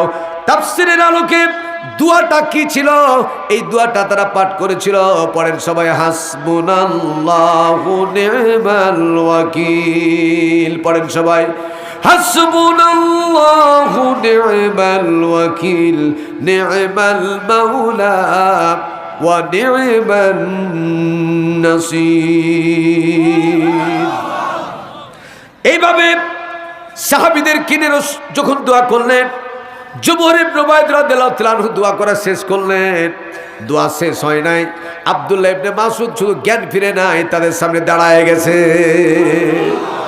আস্তে করে জোরে বলেন না সুবহানাল্লাহ। দাঁড়ায়া নিজের শরীরের দিকে তাকায়, গ্যাগার দিয়ে ছিন্ন করেছে, অস্ত্র দিয়া ছুরি দিয়া আঘাত করে করে ছিদ্র করে দিয়েছে, রক্তগুলি চুয়ে চুয়ে পড়তেছে। আব্দুল্লাহ ইবনে মাসউদ বলতেছে, ওয়াল্লাহি, আল্লাহর কসম করে বলি, এই চোখে যদি আমি রক্ত না দেখতাম, চোখে যদি রক্তগুলি না চুয়ে চুয়ে পড়ছে দেখতে পেতাম, আল্লাহর কসম করে বলি, এতক্ষণ পর্যন্ত এত আঘাত করেছে এটা জানা তো দূরের কথা, এই পর্যন্ত একটা মশাতে কামড়ালে যে ব্যথা, এ পরিমাণে ব্যথা পর্যন্ত আমি অনুভব করতে পারি নাই। এর দ্বারা প্রতীয়মান হয়, ولا تقولوا لمن يقتل في سبيل الله أموات بل أحياء ولكن لا تشعرون। আল্লাহর রেজামন্দি হাসিলের জন্য যারা কতলে কেতাল হয়ে যায়, যারা আল্লাহর রেজামন্দির জন্য, আল্লাহর হুকুম বাস্তবায়নের জন্য সংগ্রাম করতে গিয়ে শাহাদাত বরণ করে, আল্লাহ পাক বলেন কখনো তাদেরকে মৃত্যু বলিও না। ঠিক কিনা? এটা কার ঘোষণা? খবরদার মৃত্যু বলিও না, বাল আহইয়া, বরং তারা জীবিত, ওয়ালাকিন লা তাশউরুন, আর ডাইরেক্ট তারা জান্নাত থেকে রিজিক প্রাপ্ত তোমরা দেখতে পাও না। চিৎকার করে বলেন সুবহানাল্লাহ। আমার ভাইরা, এর দ্বারা প্রতীয়মান হয়ে গেল মক্কায় কয়টায় আয়াত নাজিল হয়েছে? 6টা। জোরে বলুন না কয়টা? এবার তৃতীয় পয়েন্ট হলো আল্লাহ তাআলা তার গুণবাচক নাম দেয়া নামকরণ করলেন সূরা রহমান। আল্লাহ বলতে পারতেন আর রাহিম আল্লামাল কোরআন, আল্লাহ বলতে পারতেন আর সত্তার আল্লামাল কোরআন, বলতে পারতেন আল গাফফার আল্লামাল কোরআন। 12খানা তাফসীর একত্রিত করেছি আমি। রাহিম এবং রহমানের পার্থক্য কি? রাহিম শব্দ দ্বারা যদি কোরআন নাজিল করতেন, আর রাহিম ও আল আখেরা, রাহিম শব্দ দ্বারা কেবলমাত্র আখেরাতে কিছু সংখ্যক মুমিনদের জন্য কাজে আসবে। কিন্তু আর রহমান ও আর দুনিয়া ওয়াল আখেরা, রহমান এমন একটা শব্দ যা আখেরাতে এবং দুনিয়াতে সমান পরিমাণে উপকারে আসে। চিৎকার মেরে বলেন সুবহানাল্লাহ। মুচি থেকে শুরু করে প্রেসিডেন্ট পর্যন্ত ততক্ষণ পর্যন্ত আল্লাহ জমিন আপনি বাঁচতে পারেন না যতক্ষণ পর্যন্ত আপনার প্রতি আল্লাহর দয়া না হয়। আল্লাহর দয়া ছাড়া বাঁচা যাবে? এবার চলে যান আখেরাতে। আলেম হন, মুফতি হন, মুহাদ্দিস হন, মুহাক্কিক হন, আউলিয়া হন, যেই হন না কেন আপনার নিজস্ব আমল দিয়ে জান্নাত যাওয়া সম্ভব? আবার শুনেন, নিজস্ব আমল দিয়ে জান্নাত যেতে পারবেন না ততক্ষণ পর্যন্ত যতক্ষণ পর্যন্ত আপনার আমার উপরে আল্লাহ পাকের দয়া না হয়। আল্লাহর দয়া ছাড়া জান্নাত যাওয়া সম্ভব মোটেই না।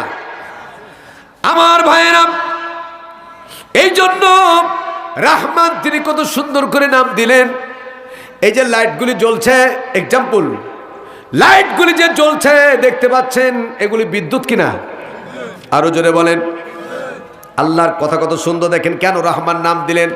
7টা সংজ্ঞা আছে আমার জানা। এই শব্দের উপরে যে কনফিডেন্স আল্লাহ আমাকে দিয়েছেন, মাত্র একটাই শব্দ আমি বলবো, সংজ্ঞা বলবো। এই যে বিদ্যুৎগুলি জ্বলছে, ভাইরা আমার, যার বাড়িতে বিদ্যুৎ আছে, প্রত্যেকের বাড়িতে এরকম বিদ্যুৎ বিল আসে না? আসে না? কথা বলেন। আমার ভাইরা, 1 মাস বিদ্যুৎ বিল দিলেন না, 2 মাস দিলেন না, 3 মাস দিলেন না, 4র্থ মাসে কর্তৃপক্ষ লিখে দিবে 3 মাসের বকেয়া বিল সহ বর্তমান মাসের বিল এত তারিখের মধ্যে পরিশোধ না করলে কর্তৃপক্ষ উইদাউট ইনফরমেশন আপনার লাইন বিচ্ছিন্ন করে দেবে। ঠিক কিনা? সহযোগিতা করেন, ঠিক কিনা? আন্ডারগ্রাউন্ড এদিকে পৌরসভা আছে না? নাই। আচ্ছা, নাই, যেখানে আছে পৌরসভাতে কিন্তু পানি দেয় আন্ডারগ্রাউন্ড, মাটির নিচে বাড়ি বাড়ি পানি দেয় না? ওদের বিল দেওয়া লাগে কি লাগে না? লাগে। বিল যদি না দেয় তাহলে কি লাইন থাকবে না কাটবে? আমার ভাইয়েরা, চিকিৎসা বিজ্ঞানীরা বলেছেন একজন সুস্থ মানুষ 24 ঘন্টায় 23,040 বার অক্সিজেন গ্রহণ করে। চিৎকার করে বলেন না সুবহানাল্লাহ। কিন্তু যে কোনো কারণে আপনি অসুস্থতার কারণে অক্সিজেন আপনি নিতে পারছেন না, ফেল মেরে দিয়েছিলেন। এই যে কিছুদিন আগে, সামান্য কয়েকদিন পূর্বে সিলিন্ডারের দাম হলো 8,000, সে সিলিন্ডার বিক্রি করেছে 55,000 করোনার সময়। ঠিক না বেঠিক? রেকর্ড রেখেছি আমি, আমার কাছে পেপারটা আছে। কে কার কাছে বিক্রি করেছে, কত দামের সিলিন্ডার আছে না? কথা বলেন না, আছে না? আছে। আমার ভাইয়ের এই যে অক্সিজেন যে কোনো কারণে ফেল মারলেন, আপনাকে হসপিটালে নিয়ে যাবে, হসপিটালাইজ করা হবে। ঠিক না বেঠিক? একদিন থাকলেন কৃত্রিম অক্সিজেন, একদিন থাকলেন, 2 দিন থাকলেন, 5 দিন থাকলেন, ওখানে একটা বিল দেওয়া লাগে কি লাগে না? কথা বলেন না, লাগে কি লাগে না? ভাইরা আমার, ওখান থেকে যখন আসবেন একটা বিল দেওয়া লাগবে। কিন্তু আমার আল্লাহ তাআলা কোরআনে কি বললেন? তাকান আমার দিকে ভাইরা আমার। আল্লাহ তাআলা বললেন লাইন শাকারতুম লাশ-শামসু ইয়ানবাগি লাহা আন তুদরিকাল কমারা ওয়ালাল লাইলু সাবিকুন নাহার ওয়া কুল্লুন ফি ফালাকি ইয়াসবাহুন। চন্দ্র সূর্য নক্ষত্ররাজি আমার হুকুম মতো নিজ নিজ কক্ষপথে পরিভ্রমণ করে। চন্দ্র সূর্য যারা, ভালো করে তাকান, আল্লাহ দা অক্সিজেন যারা ব্যবহার করলেন, এখানে 70 বছর বয়সের লোক আছে না নাই? কথা বলেন না। 70 বছর থেকে আপনি অক্সিজেন ব্যবহার করলেন, 70 বছর থেকে আল্লাহ দা সূর্যের আলো ব্যবহার করলেন, 70 বছর থেকে পানি ব্যবহার করলেন, এমন কত নিয়ামত যা আপনি নাম জানেন না, কিন্তু সূর্যের বিল আপনি কবে দিয়েছেন? দেওয়া হয়েছে। আল্লাহ তাআলা এরকম কি বলেছেন, ও এলাকাবাসীরা, কি এলাকা জানো? বদলগাছি এলাকাবাসীরা, এত তারিখের মধ্যে সূর্যের বিল পরিশোধ না করলে লাইন কেটে দেব। এরকম করে ইনফরমেশন দিয়েছেন কিনা? দিয়েছেন নাকি? পানির লাইন পরিশোধ না করলে, পানির বিল পরিশোধ না করলে লাইন কেটে দেবে বলছে নাকি? আমার মায়েরা, অথচ মাননীয় প্রধানমন্ত্রী রেকর্ডটা আছে আমার কাছে, তিনি আমাকে প্রশ্ন করেছিলেন 4টা। চাঁপাইনবাবগঞ্জের আপনার নওগাঁর কিন্তু ডিসি অ্যাস্টনিস্ট হয়ে গেছিলেন, ডিসি রাত্রিতে, আল্লাহি তিনি এখন আছেন কি জানি না। ডিসি মহোদয় বলছিলাম, একটা মৌচাকের ঘটনা শোনাছিলাম প্রধানমন্ত্রীকে, উনি ভাবছিলেন ভিন্ন দিকে। রাত 12:30টায় বলছেন, আমার চাঁপাইয়ের ডিসিকে বললেন, মজিদুল ইসলাম, তাকে, যে আপনি ওই মাওলানা সাহেবকে রাখবেন, আমি আপনার বাসাতে আসছি। এই আলোচনা, প্রধানমন্ত্রী আলোচনা পরে আপনার নওগাঁর ডিসি গিয়ে আমাকে কয়েকটা প্রশ্ন করেছিলেন। কি প্রশ্ন? এই কথাটা যে আপনি যখন প্রধানমন্ত্রীকে বললেন যে আপনি তো অ্যাজ এ ম্যান হিসাবে একজন মানুষ, আপনি কবরে যখন যাবেন আপনাকে প্রধানমন্ত্রী হিসেবে বিচার করা হবে না। আসলে কি হবে? কথা বলেন। আমি মাওলানা, মুফতি, মুহাদ্দিস, মুফাসসির, জুব্বা পাঞ্জাবি যত বড় হোক না কেন, মুফতি মুহাদ্দিস হিসেবে বিচার ফাইসালা করা হবে। আমার পাঞ্জাবি যত লম্বা হোক না কেন, দাড়ি যত সুন্দর হোক না কেন, টুপি যত উঁচা হোক না কেন, আমল যদি খারাপ হয়, আমার চাইতে একটা রিক্সা চালকের দাম আল্লাহর কাছে অনেক বেশি। ঠিক না ঠিক? আল্লাহ আমল দেখতে চাই, ভালো আমল দেখতে চাই, ঠিক কিনা?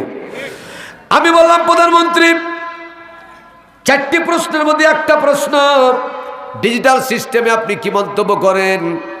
আল্লাহি, এজ এ ম্যান হিসেবে, আমি একজন মুসলমান হিসেবে বলছি, শুনে রাখুন। আমি বললাম, মাননীয় প্রধানমন্ত্রী, আপনি সবেমাত্র ডিজিটাল সিস্টেম চালু করলেন, কিন্তু আজ থেকে 1500 বছর আগে আল্লাহ তাআলা অরিজিনাল যিনি ডিজিটাল সিস্টেম আল্লাহ বাস্তবায়ন করে দিয়েছেন। চিৎকার মেরে বলেন সুবহানাল্লাহ।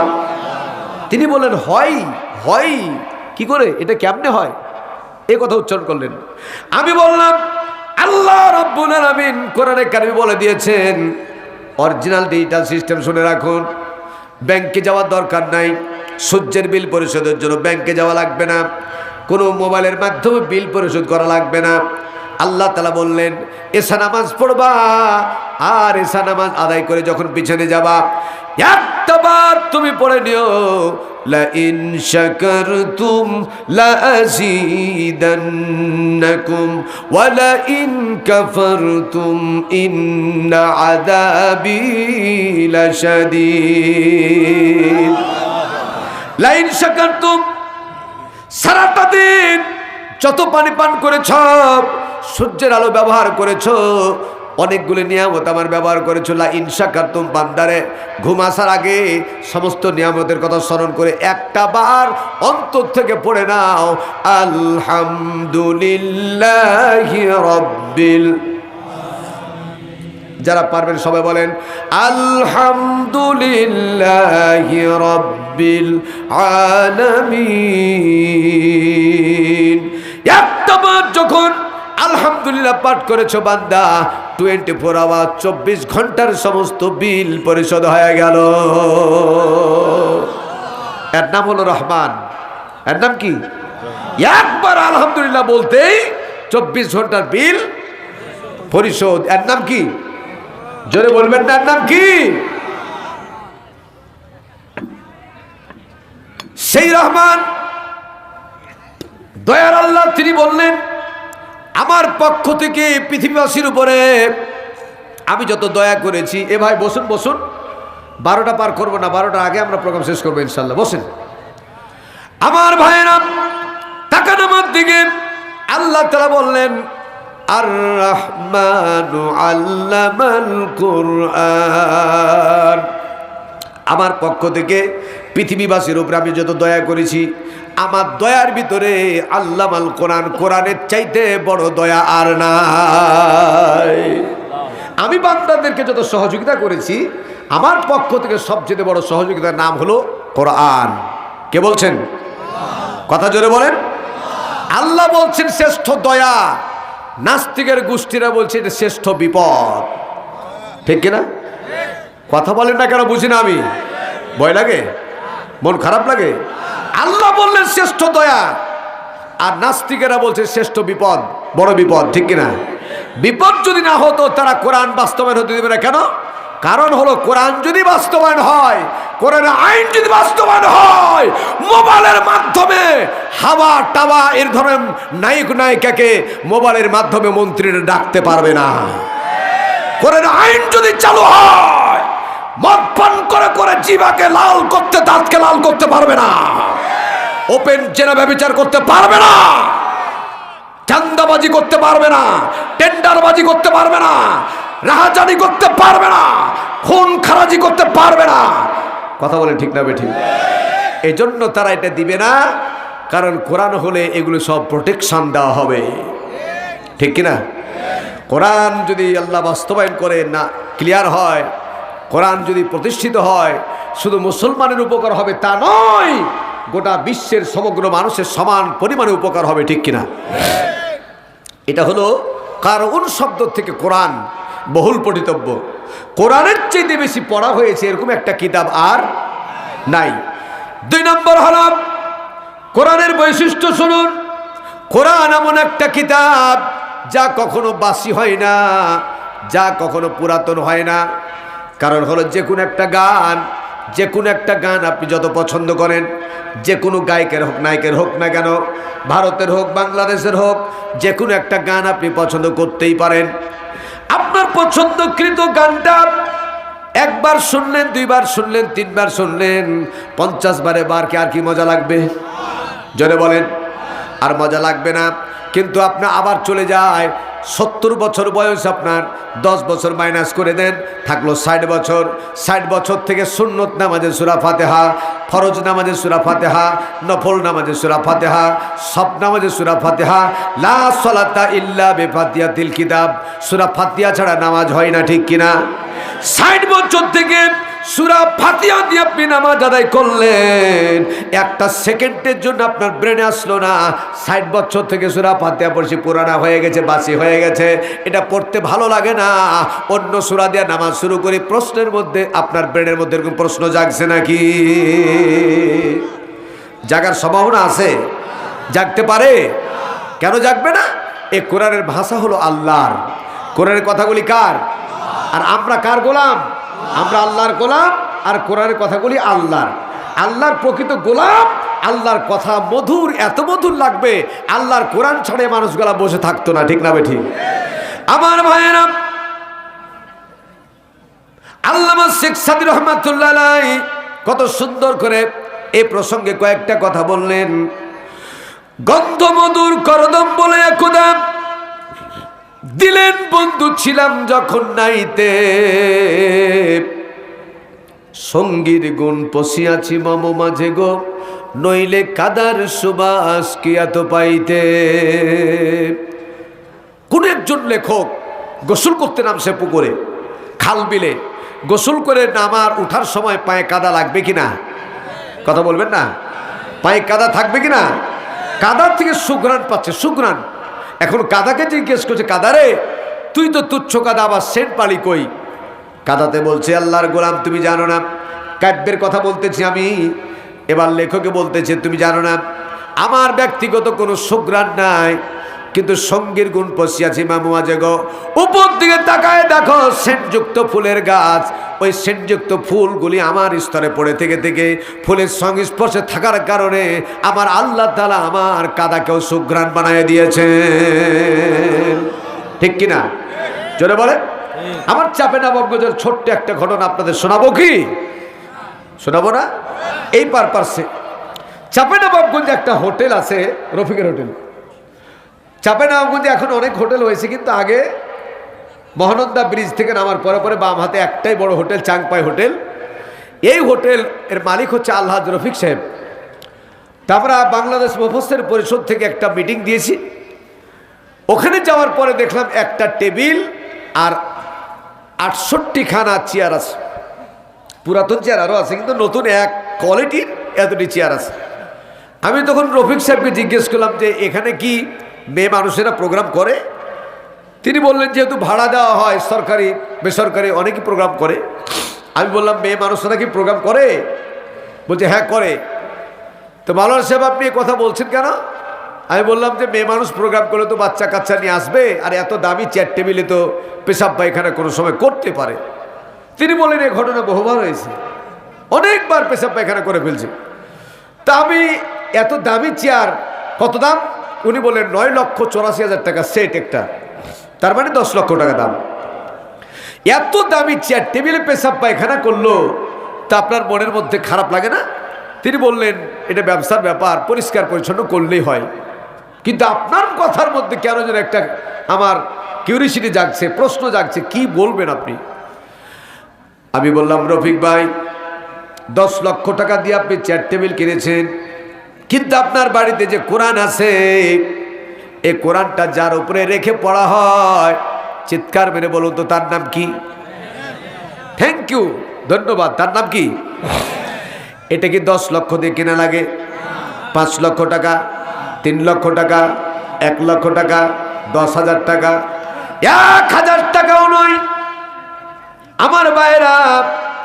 150 টাকা দিয়ে 100 টাকা 200 টাকার মধ্যে পাওয়া যায়। এবার শুনুন ভালো করে, আপনি এই রিহালখানা নিয়ে চলতেছেন মনের অজান্তে কোরআন রিহাল আপনার হাতে আছে, ইচ্ছাকৃত নয়, মনের অজান্তে রিহালখানা পেশাব পায়খানায় পড়ে নাই, নিচে পড়ে গেল, মনের অজান্তে আপনার পা তার উপরে উঠে গেল, ইচ্ছাকৃত নয়। এবার আপনি সবাই বলুন, আপনি নামাজ যদি হন বেশি কষ্ট পাবেন, নামাজ পড়েন আর না পড়েন, রিহালের উপরে আপনার পা উঠে গেল, এই জন্য আপনার কলিজার মধ্যে চরম একটা অনুশোচনা আসবে কিনা? আসবে না? আসবে। যারা কথা বলছেন না তারা আসবে না? আসবে। অবশ্যই অনুশোচনা জাগবে। এবার আপনি কাঠকে জিজ্ঞেস করুন, কাঠ রে তোমার এত মর্যাদা কেন, তোমার এত সম্মান কেন? তোমার চেয়ে অনেক দামি কাঠ আমার বাড়িতে আছে, অনেক পেশাব পায়খানা চলে যায়, মনের মধ্যে এত অনুশোচনা জাগে না, বুকটা ফেটে যায় না, চোখ দিয়ে পানি আসে না, কিন্তু তোমার অবস্থা এরকম কেন? মনের অজান্তে ওই কাঠ যখন ঘোষণা করবে সঙ্গীর গুণ পশিয়াছি মম মাঝে গো, নইলে কাঠের মূল্য কি এত বাড়ত? আমার কোনো কারণ নাই, এই জন্য আমার কোনো কর্তৃত্ব নয়, এই কাঠের মূল্য বাড়ার জন্য আমার সঙ্গী হলো কোরআন। আমার সঙ্গী কি? আর একটু জোরে বলেন, আর রহমান আল্লামাল, কথা কি মনে আছে? আর রহমান আল্লামাল কোরআন, আমার সঙ্গী হলো কোরআন। এই কোরআনের সংস্পর্শে থাকার কারণে কোরআনের মালিক আমার আল্লাহ তাআলা আমার ইজ্জত বাড়িয়ে দিয়েছে। আমার ভাইরা, আর একটা জিনিস, আপনার আমার প্রত্যেকের বাড়িতে আমার কাছে এখন একটা প্রথম আলো গত রমজান মাসের 16 তারিখের, ইংরেজি 16 তারিখের প্রথম আলো একটা পেপার দেখবেন, হেডলাইনে লেখা আছে একটা পোশাকের দাম হলো 1,80,000 টাকার, নাম হলো লেহেঙ্গা। লেহেঙ্গা, আরে বাপরে, উচ্চারণ করতে দাঁত ভেঙে যাও। লেহেঙ্গা, আর দাম হলো 1,80,000 টাকা। একটা শাড়ি 1,20,000 টাকা। প্লিজ ডোন্ট মাইন্ড, আমাদের মা, আমাদের স্ত্রী, আমাদের বোন এরাই পরে, ঠিক না বেঠিক? ভাইরা আমার, কখনো পাক কখনো না পাক, এরা পরে, কিন্তু পেশাব পায়খানা দূরের কথা, অপবিত্র অনেক কিছু স্পর্শ করে, পরিষ্কার করার ছাড়া কিছু মনে জাগে না। কিন্তু আল্লাহর শ্রেষ্ঠ কালাম, এই কালামের জামা বানাবার জন্য বিদেশি কাপড় কেউ নেয় না, কাপড় কিনতেও যায় না, মরা মানুষের কাপড় বাঁচলে সেটা দিয়ে বানায়। একান্ত বাজারে যদি কেউ কিনে টেট্টুন কাপড় দিয়া, পলিস্টার কাপড় দিয়া কোরআনের জামা বানায়, যদি আজীবন আর বানাতে না হয়, ঠিক কিনা?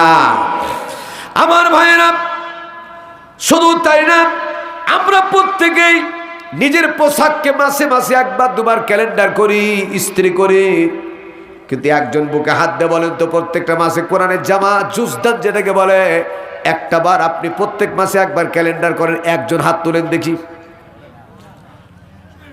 একজনও নাই। বছরে একবার ক্যালেন্ডার করেন, একজন হাত তোলেন দেখি? তোমার পায়ে চুমা খাবো একটু আমি, পাওয়া যাবে? আমার ভাইরা, সারা বছর দোয়া হয় না, সারা বছর ময়লা আবর্জনা লেগে আছে, রমজান মাস আসলে কেউ ধয় না, তারপরেও ময়লাযুক্ত কাপড়খানা আপনার যে কোনো মনের বিরুদ্ধে, মনের অজান্তে হাত থেকে যদি নিচে পড়ে যায়, একই কথা একই ফর্মুলা, আপনার কলিজার মধ্যে চরম একটা অনুশোচনা জাগবে কিনা? ওই কাপড়কে জিজ্ঞেস করুন, কাপড় রে, ও কাপড়, তোমার এত সম্মান কেন, তোমার এত মর্যাদা কেন? তোমার চাইতে দামি দামি কাপড় আমার বাড়িতে আছে, কিন্তু এত প্রশ্ন জাগে না, এত কলিজার মধ্যে ব্যথা আসে না। তোমার মধ্যে কি আছে, কি পেয়েছ? একই ফর্মুলায় বলবে, আমার ব্যক্তিগত কোনো দাম নাই, সঙ্গীর গুণ পশিয়াছি মম মাঝে গো, নইলে কাপড়ের মূল্য কি এত বাড়ত? আমার তেমন কোনো ব্যক্তিগত দাম নাই, আমার সঙ্গী, তার নাম হলো কোরআন। আর রহমান ও আল্লামাল, ঠিক লাইন আছে তো? বুঝতে পারেন নাই? এই কোরআনের সংস্পর্শে থাকার কারণে কোরআনের মালিক আমার আল্লাহ তাআলা আমার ইজ্জত বাড়ায় দিয়েছেন। চিৎকার মেরে বলেন ঠিক কিনা? এবার একটা জবান আপনাদের কাছ থেকে পেতে চাই আমি, জোরে করে বলুন আমাকে, কাপড়ের দাম বেশি না মানুষের দাম বেশি? সবাই বলে না জি। কাঠের দাম বেশি না মানুষের দাম বেশি? মানুষের দাম কে বাড়ালেন? আরো জোরে। আল্লাহ তাআলা বললেন, লাকাদ খালাকনাল ইনসানা ফি আহসানি তাকওয়িম। এই ঘোষণা কার? সম্মান মর্যাদার দিক দিয়ে ওয়ালাকাদ কাররামনা বানি আদম, দেখতেও সুন্দর, সামাজিকতার দিক দিয়ে সুন্দর, আর মর্যাদার দিক দিয়েও বেশি, ঠিক না বেঠিক? হাতি সবচেয়ে শক্তিশালী প্রাণী, ঠিক না বেঠিক? অথচ মানুষ, একটা মানুষ, ছোট্ট মানুষ একটা বিরাট হাতিকে কন্ট্রোল করে, ঠিক কিনা? আমার ভাইয়েরা, আমার বাবাজিরা, এবার শুনেন আমার ফাইন্যান্সিয়াল একটা কথা, আমি খুব বেশি লম্বা করতে চাই না। যদি আল্লাহ পাক কাউকে জান্নাত দেন, আল কোরআন হুজ্জাতুল লাকা আও আলাইক আও কামা ক্বালা নবী সাল্লাল্লাহু আলাইহি ওয়াসাল্লাম। এই পয়েন্টটা শেষ পয়েন্ট, সেটি হলো যদি কেউ রমজান মাসের খাতিরে, রমজান মাসের রোজার কারণে কেউ যদি জান্নাত পায়, আল্লাহ পাক তাকে একটা মাত্র জান্নাতে দরজাতে প্রবেশ করাবেন, যেখানে রোজাদার ছাড়া কেউ প্রবেশ করতে পারবে না। চিৎকার করে বলুন তো, দরজাটার নাম কি? এবার ডান দিক জিতে গেছে, বলি আলহামদুলিল্লাহ। আমি যে বলছিলাম ডানের একটা বরকত আছে, দরজাটার নাম হলো রাইহান, নয় রাইয়ান, রাইয়ান। হ্যাঁ, আর কোরআন যদি কাউকে সুপারিশ করে, পার্টিকুলারলি কোরআনের সুপারিশ যদি পায়, তাহলে যে দরজা দিয়ে জান্নাত যাবে তার নাম হলো বাবে নাঈম। বাবে, জোরে করে বলেন বাবে। এ কোরআন যখন আপনাকে সাথে নিয়ে যাবে, দরজার সামনে যখন আপনি চলে যাবেন, যদি কোরআন আপনি মানেন, মান ক্রাআল কুরআন ফাস্তাজহারাহু ফাহাল্লা হালালাহু ওয়া হাররামা হারামাহু আদখালাল্লাহুল জান্নাহ আও কামা ক্বালা নবী সাল্লাল্লাহু আলাইহি ওয়াসাল্লাম। আল্লাহ নবী বললেন, মান ক্রাআল কুরআন, যে ব্যক্তি কোরআন পড়লো, কোন দলের লোক কোরআন পড়লো এটা লেখা নাই, যে ব্যক্তি এজ এ ম্যান হিসাবে কোরআন পড়লো, আর কোরআনের ভিতরে ফাহাল্লা হালালাহু, হালালগুলাকে জানলার গ্রহণ করলো, ওয়া হাররামা হারামাহু, হারামগুলাকে জানলার বর্জন করলো, আদখালাল্লাহুল জান্নাহ, ওই ব্যক্তি আমার আল্লাহর জান্নাতে প্রবেশ করবে। আমার মায়েরা, দাওয়াতে তাবলীগের একজন মেহমান, গোটা বাংলাদেশের 10 জন মুরব্বীর ভিতরে শ্রেষ্ঠ একজন মুরব্বী, পাকিস্তানে তার জন্ম, মাওলানা তারিক জামিল। নাম শুনছেন না শুনেন নাই? মাওলানা তারিক জামিল 226 খানা কিতাব তিনি লিখেছেন। 6ষ্ঠ সিরিজ 6 নাম্বার কিতাব, এই কিতাবের নাম হলো জান্নাতের আকর্ষণীয় বয়ান। কিতাবগুলা লিখবেন কোরআন হাদিস দিয়ে ভরা, এত বেশি গুরুত্বপূর্ণ কিতাব। এই কিতাবের মধ্যে লিখছে, কোরআন যখন আপনাকে জান্নাতের দরজা পর্যন্ত নিয়ে যাবে, ওই জায়গায় যখন আপনি গিয়ে দাঁড়াবেন, আর 72 জোড়া কাপড় পরিধান করে থাকবে, 3.5 মাইল দূরে একটা হুর দাঁড়িয়ে থাকবে। কত মাইল দূরে? 3.5 মাইল দূরে দাঁড়িয়ে থাকবে, আর 72 জোড়া কাপড় পরিধান করে থাকবে। আপনাকে যখন দেখতে পাবেন, এভাবে ইশারা করবে, ডাকবে এবং বলবে, ইজলিস বিয়ামিনিহি, ইজলিস বিয়ামিন,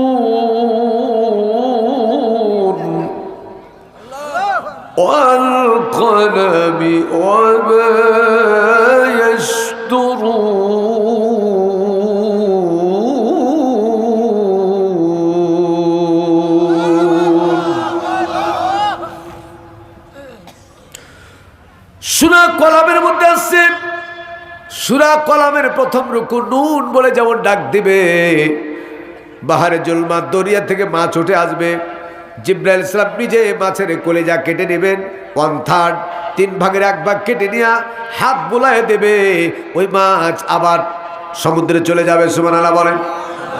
এবার ওই 1/3 3 ভাগের 1 ভাগ কলিজাটাকে ভুনা করে রান্না করা হবে। কোটি কোটি জান্নাতীরা ওই কলিজা 1 বছর না 2 বছর না 10,000 বছর ধরে খাবে। চিৎকার মেরে জোরে বলেন না সুবহানাল্লাহ। আর একটু জোরে বলেন না সুবহানাল্লাহ। শুধু খাইলেই হবে না, হিসাব করা লাগবে। এবার জোরে জোরে বলুন তো, ফল খাবে কত বছর? আমরাই খাবো ইনশাল্লাহ, ঠিক না ঠিক? জোরে বলে ঠিক না ঠিক? কথা বলেন। আল্লাহ আমাদের খাবার তৌফিক দিয়ে বলেন আমিন। ফল খাবে কত বছর? আর পাখির গোস্ত খাবে কত বছর? কত হলো? 40,000 বছর। আর এদিকে মাছের কলিজা খাবে কত বছর? মোট কত হলো? 50,000 বছর। এবার হিসাবে মিলান, বিচারের দিনটা হবে 50 আলফা সানা মিম্মা তাউদ্দুন। বিচারের দিনটা হবে 50,000 বছরে, ঠিক কিনা? বিচারের কাজ চলবে। তাকান, 20 মিনিটের মধ্যে আজকে প্রোগ্রাম শেষ হবে ইনশাআল্লাহ। 20 মিনিটের মধ্যে রাজি আছেন তো ইনশাআল্লাহ? 20 মিনিটের মধ্যে দোয়া হবে, চলে যাবেন আপনারা ইনশাআল্লাহ। আমার মায়েরা, হঠাৎ করে এই জান্নাতীরা দেখবে স্টেজের উপরে লক্ষাধিক চেয়ারকে সাজানো হয়েছে। স্বর্ণ দ্বারা তৈরি চেয়ার, 8 রকম স্বর্ণ দ্বারা তৈরি চেয়ার তৈরি করা আছে। আর আকিক এবং জাবারজাত পাথর দ্বারা স্টেজ তৈরি করা আছে। একজন আর একজনকে জিজ্ঞেস করবে এত চেয়ার কেন? হযরত জিবরাইল সালাম বলবেন তৎক্ষণাৎ, তোমরা জানো না যে আল্লাহকে দেখো নাই, এমনকি তোমরা কখনো কোন নবীকেও দেখো নাই। যেমন আমরা আল্লাহকে দেখি নাই, নবীদেরকেও দেখি নাই, ঠিক না ঠিক? আমার মায়েরা, হযরত জিবরাইল সালাম বলবেন জানো না, হযরত আদম আলাইহিস সালাতু ওয়াস সালাম থেকে শুরু করে আখির জামানার পয়গম্বর নবী মুহাম্মদুর রাসূলুল্লাহ, চিৎকার মেরে বলেন সাল্লাল্লাহু আলাইহি সাল্লাম পর্যন্ত এই স্টেজের উপরে আজকে সমস্ত নবীদেরকে তোমরা দেখতে পাবে। চিৎকার মেরে বলেন সুবহানাল্লাহ। আর একটু জোরে বলেন না সুবহানাল্লাহ। আমার মায়েরা, অল্পক্ষণের ভিতরে হযরত আদম আলাইহিস সালাম সামনে হাঁটবেন। এমত অবস্থায় সমস্ত নবীরা স্টেজের উপরে এসে আসন গ্রহণ করবেন। মাত্র 2টা চেয়ার ফাঁকা থাকবে। চিৎকার করে জোরে বলুন তো, কয়টা চেয়ার ফাঁকা থাকবে? 2টা চেয়ার ফাঁকা থাকবে। এই জান্নাতীরা তৎক্ষণাৎ বলবে রব্বুল আলামিন কি বলে, সরি, জিবরাইল সালামকে বলবে ইয়া জিবরাইল, ইয়া আখি জিবরাইল। পৃথিবীতে যে কোনো প্রোগ্রামের জন্য সভাপতি থাকতো, আজকে জান্নাতি পরিবেশে প্রোগ্রাম, এখানে সভাপতিত্ব কে করবেন? সঙ্গে সঙ্গে জিবরাইল সালাম বলবেন তোমরা জানো না, আল্লাযীনা ইউমিনুনা বিল গায়ব, যে আল্লাহর প্রতি তোমরা ঈমান এনেছো, ওই আল্লাহ তাআলাকে তোমরা দেখো নাই। আজকে এই স্টেজের সভাপতির দায়িত্ব পালন করবেন আকাশ আর জমিনের মালিক ডাইরেক্ট আল্লাহ। এবার জোরে করে বলেন তো, সভাপতিত্ব করবেন কে? আল্লাহ। প্রধান অতিথি আজকে আছে না? কে? এমপি মহোদয়। এমপি মহোদয়, ঠিক না ঠিক? সম্মানিত ব্যক্তিকে প্রধান অতিথি বানানো হয়েছে। আল্লাহর পরে পরে সম্মানিত ব্যক্তিকে মুহাম্মদুর রাসূলুল্লাহ সাল্লাল্লাহু আলাইহি সাল্লামকে হবে বানানো হবে প্রধান অতিথি। বিশেষ অতিথি আজকে আছে 5 জন। সেদিন বিশেষ অতিথি থাকবেন মাত্র 2 জন। কয়জন? 2 জন। এক একজন নবীকে আল্লাহ এক একটা মুজিজা দান করেছেন। 2 জন নবীর মধ্যে আল্লাহ কিছুক্ষণের জন্য, যখন আল্লাহ সভাপতির দায়িত্ব পালন করবেন, এই কর্নার দিয়ে আল্লাহ তাআলা প্রবেশ করে স্টেজে আরোহণ করবেন। সর্বপ্রথম জান্নাত ঢোকার আগে আল্লাহ পাক কোরআন প্রেমিক যারা কোরআনের জন্য কষ্ট করেছে, জান দিয়েছে, জীবন দিয়েছে, বাড়িতে ঘুমাতে পারে না, জেল খেটে জরিমানা কেটেছে, একমাত্র কোরআনের জন্য রক্ত দিয়েছে, কষ্ট দিয়েছে, বাড়িতে ঘুমাতে পারে নাই, পানের বরজে ঘুমাইছে, তারা রাত দিন বাইরে কাটতে হয়েছে। এরকম লোক আছে না নাই দুনিয়াতে? কোরআনের সুপারিশ যারা পাবে তাদের জন্য এই ঘটনা। আল্লাহ পাক যখন বসবেন, বসার আগে আল্লাহ তাআলা বলবেন সালামুন কাওলাম মির রাব্বির রব্বির রহিম। তোমার রবের পক্ষ থেকে তোমরা সালাম গ্রহণ করো। সুবহানাল্লাহ বলেন। আল্লাহ তাআলা জান্নাতীদেরকে প্রথম সালাম দেবেন। আসন গ্রহণ করার পরে এবার খেলা শুরু হবে। দেখেন হযরতে কিছুক্ষণের মধ্যে আল্লাহ পাক সমস্ত লাইট অফ করে দিবে, বন্ধ করে দিবে। বন্ধ হয়, অফ হয়ে যাও, অফ হয়ে যাবে। ভাইরা আমার, বাবাজিরা আমার, এক একজন নবীকে আল্লাহ এক একটা মর্যাদা দিয়েছিলেন। কিছুক্ষণের ভিতরে হযরতে দাউদ আলাইহিস সালাত, হযরতে ইউসুফ আলাইহিস সালাতু ওয়াস সালামকে স্টেজের বাম কর্নারে দাঁড় করায়া ওই প্রোগ্রাম পর্যন্ত লাইট হিসেবে ব্যবহার করবে।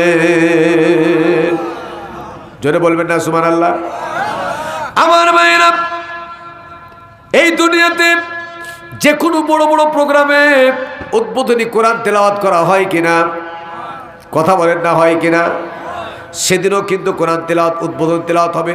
কে তেলাওয়াত করবে? এক একজন নবীকে আল্লাহ এক একটা মর্যাদা দান করেছিলেন। হযরত দাউদ আলাইহিস সালামের মর্যাদা ছিল, তাকে বলা হতো অস্ত্র নির্মাতা, অস্ত্র তৈরিকারক। কামারেরা যেমন লোহা পুড়ায়া লাল করে যেমন চাতা তৈরি করে, হযরত দাউদ তা করতেন না। আমার ভাইরা, বাহারে জুলমাত কোনো দরিয়ার পাশে বসে যদি জাব্বুর কিতাব তেলাওয়াত করতেন, শুধু পোকা মাকড় মাছ না, পানি পর্যন্ত বিপরীত দিকে চলে আসতো। জোরে বলেন ঠিক কিনা? 3 মাইল উপর থেকে পাখি নেমে যেত। শুধু তাই না, লোহার কোনো টুকরা হাতে নিয়ে জাব্বুর কিতাব থেকে যদি তেলাওয়াত করতেন, ভাইরা আমার, ওই লোহা গলে গলে আঙ্গুলের ফাঁক দিয়ে পড়া আরম্ভ করে দিত। চিৎকার মেরে বলেন সুবহানাল্লাহ। ওই দাউদ আলাইহিস সালামকে আল্লাহ তাআলা বলবে, দাউদ রে, সবচেয়ে সুললিত কণ্ঠ তোমাকে দান করেছি। আজকে কোরআন প্রেমিকদেরকে আল্লাহ আমার কোরআন শোনায় তাদের কলিজা ঠান্ডা করে দাও। জোরে বলবেন না আল্লাহু আকবার। আল্লাহ এই কোরআন শোনার জন্য যারা এখনো এই ঠান্ডা অপেক্ষা করে বসে আছে, আমি একজন মুসাফির মানুষ, আল্লাহ আমি তো এলেম নাই, কালাম নাই, একজন গুনাহগার মানুষ, কিন্তু রসুল বলেছে 3 শ্রেণীর দোয়া কবুল হতে কোনো পর্দা থাকে না, ডাইরেক্ট কবুল হয়ে যায়। 3 শ্রেণীর মধ্যে একটা হচ্ছে দাওয়াতুল মুসাফির। ঠিক না বেঠিক?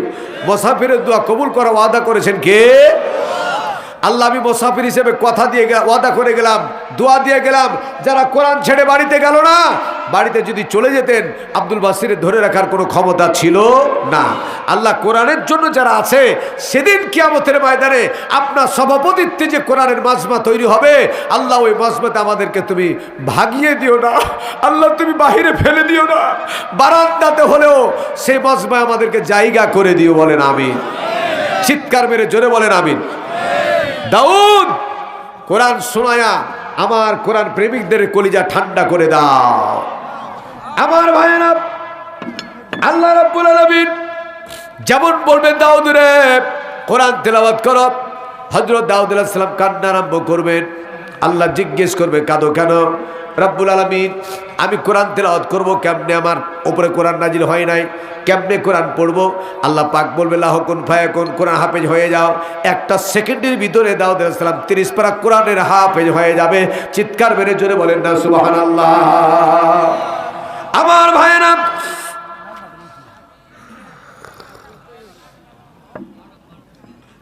হযরতে দাউদ আলাইহিস সালাম যখন হাফেজ হয়ে যাবে, তারপরও কান্না থামাবে না।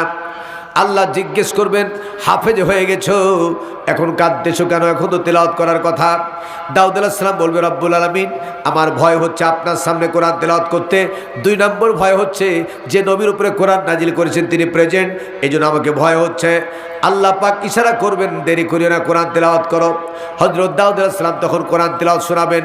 যারা বলেন মারহাবা। বিসমিল্লাহির রহমানির রহিম।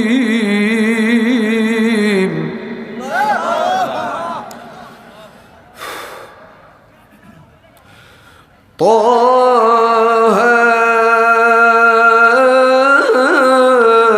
ما أنزلنا عليك القرآن لتشقى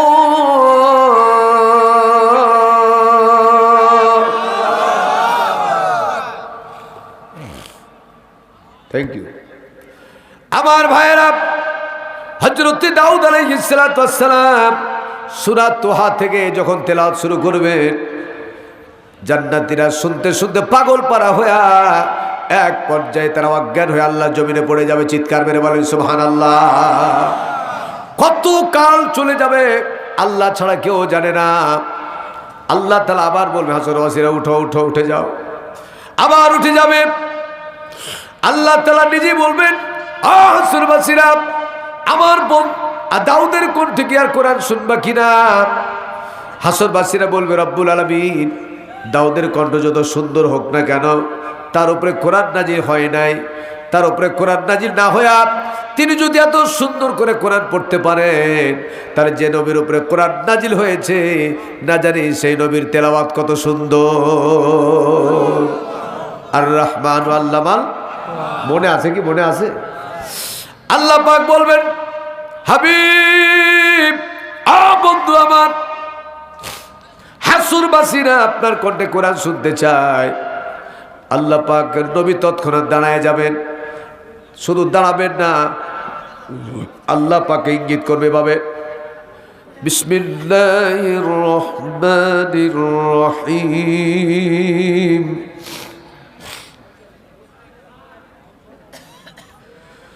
আর রহমান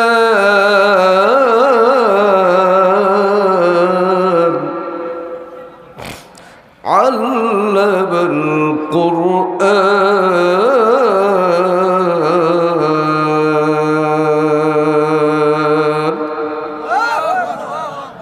খালাকাল ইনসানা আল্লামাহুল বায়ান।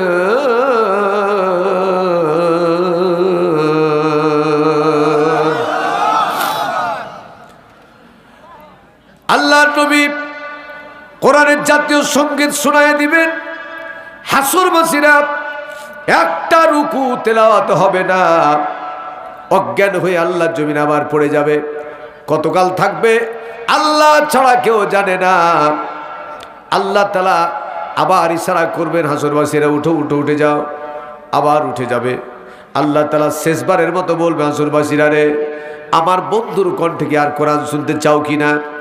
হাসরবাসীরা তৎক্ষণাৎ বলবে রব্বুল আলামিন, রব্বুল আলামিন যিনি প্রথমে তেলাওয়াত করেছেন তিনিও তোমার সৃষ্টি, ঠিক কিনা? যিনি প্রথমে তেলাওয়াত করেছেন তিনি তোমার, আর যিনি দ্বিতীয়বার তেলাওয়াত করেছেন তিনিও তোমার। তোমার সৃষ্টি যদি হয় তো সুন্দর, না জানি তাহলে তুমি কত সুন্দর, কত সুন্দর। তার মানে হলো আল্লাহ আপনার সৃষ্টিরাই এত সুন্দর করে যদি কোরআন পড়তে পারে, তাহলে না জানি আমার আল্লাহ রাব্বুল আলামিনের তেলাওয়াত কত সুন্দর। আল্লাহর কণ্ঠে কোরআন শুনতে চাই, যারা বলেন সুবহানাল্লাহ। আবার আল্লাহ তাআলা আল্লাহর নবী আল্লাহ পাকের দিকে ইঙ্গিত করে কোরআন তেলাওয়াত করবেন। এবার ডাইরেক্ট আমার আল্লাহর হাবিবের দিকে ইঙ্গিত করে বলবেন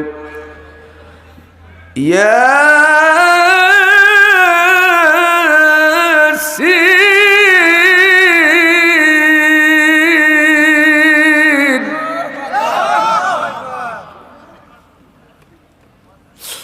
ওয়াল কুরআনিল হাকীম ইন্নাকা লামিনাল মুরসালিন।